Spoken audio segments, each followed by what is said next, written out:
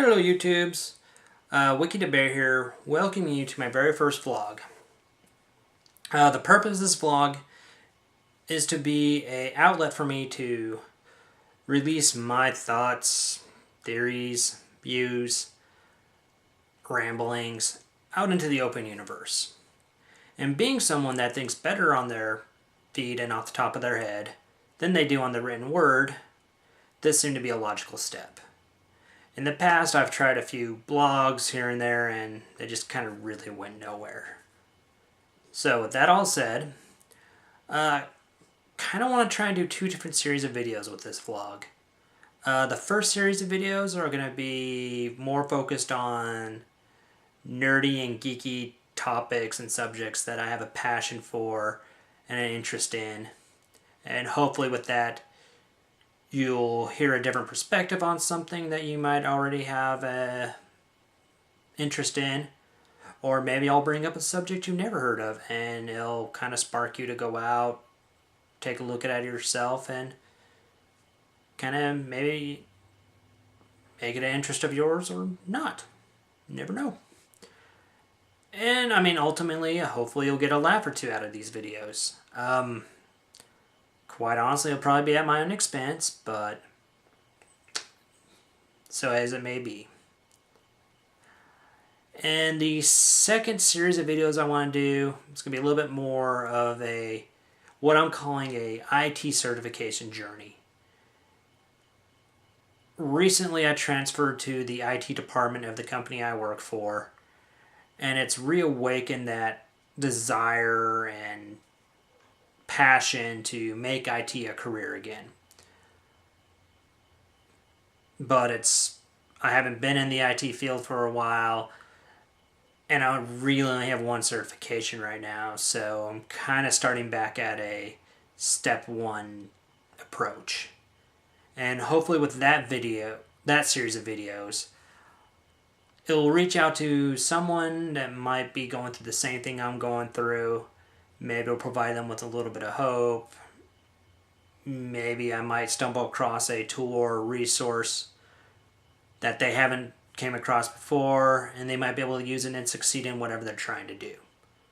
So that's kind of the purpose of both of the series of videos I'm wanting to do. The rest of this video is going to be what I'm calling a taste testing menu. I'm going to do a little bit of the first idea videos I want to do, the nerdy, vloggy thing. And then I'm going to do a little bit of the second idea videos, the IT certification journey. We'll call it a chapter 0 sort of view. So with that said, the topic I want to talk about right now is something I've had an interest in for the last couple of years. Let's Play. Let's Play is the idea of somebody playing a video game, recording that footage, and then recording their own commentary over it. My introduction into it was a number of years ago, stumbling across what is called speedruns, which is just someone recording themselves playing a video game as skillfully and as fast as they could. Some of the ones I remember watching a lot of were the Mega Man X runs. They were tool assisted, but they helped kill an hour or two when I had a lot more free time at work. Even if they're tool assisted, there's still skill involved. But that's for a different time. A couple years after that, I was home alone, kind of bored, perusing the internet,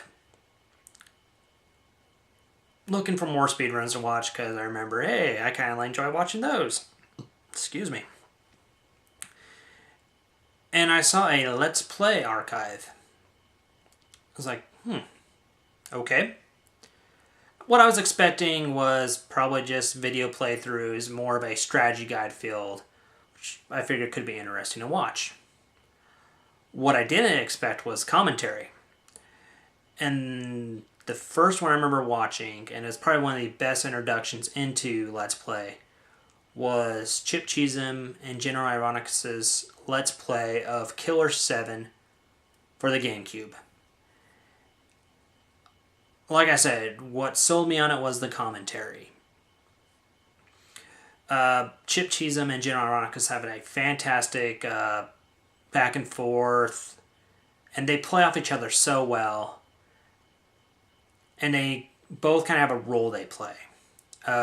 Generally, Chip Cheesem is the one playing the video game. He's a completionist, so he's going to play a video game to 100%.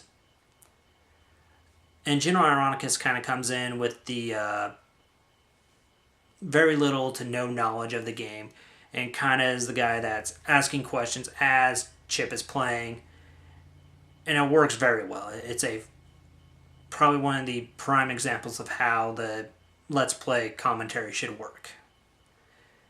And on top of that, Chip Cheesem is a fantastic video editor and sound editor, so it's a very tight package with some amazing commentary. And I've watched quite a bit of their Let's Plays over the years. So I would definitely recommend them as some of the best introductions into it. But because of that, because of them, I got into the Something Awful Let's Play forums and seeing some of the Let's Plays on there. Started watching a lot of those. People like Slow Beef, Diabetes, Geop, Ragni, Voice of Dogs, Steve-O, Voidburger, Cherry Doom.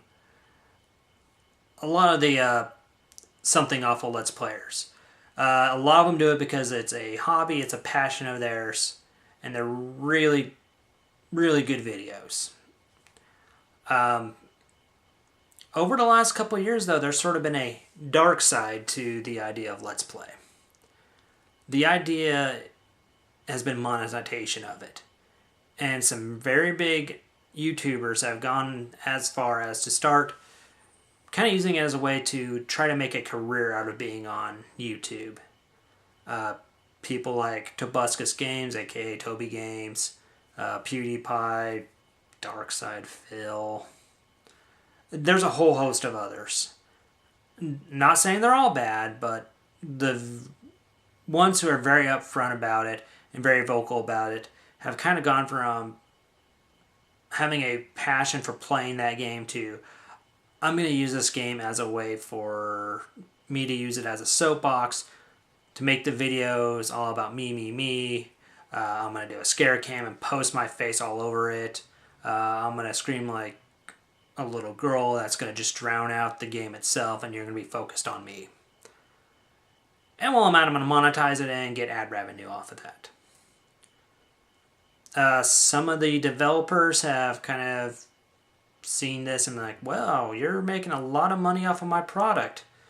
So we're going to start trying to either A, get those videos taken down, or B, we're going to replace your ads with our ads and we're going to get that ad revenue. And this has caused a big kerfuffle in the Let's Play community. And kind of how I'm seeing it right now is that it's going to be the bubble bursting for those Let's Players that made a career out of it. And it's going to shake them out. And then hopefully what we'll be left with are the people who are doing Let's Play as a hobby and have a passion for it. And hopefully with that we'll start seeing more craftfully made Let's Plays and kind of elevate it back to what it used to be. And with no segue at all, I'm going to go straight into the IT certification journey. Like I said, this is kind of a chapter 0 of it. Probably about a little over a month now, I transferred into the IT department of the company I work for. And talking to people in the position I want to be in, kind of laid out a roadmap for myself. I know I said that a few minutes ago. But within that, I've also had discussions with my supervisor regarding certifications. Originally, I was only going to worry about maybe getting my MTA, Windows Administration. An MTA is a Microsoft Technology Associate. It basically is just a I have base knowledge of this. And I was going to start small and just kind of slog my way through some of those lower level certifications. He kind of pushed me more to go for the certifications I want and that are going to help me in my career and in my journey. So I told him, well, ultimately I would like to get my MCSA Windows 2012 server. He said, okay, that's, I want to support you in that. So write a proposal stating that this is what you want.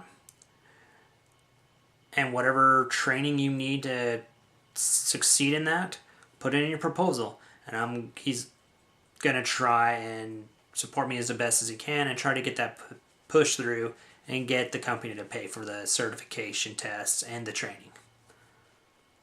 So, ran that proposal, pushed it through. It's getting pushed through now, so not sure when I may hear anything on it, but hopefully that will be soon.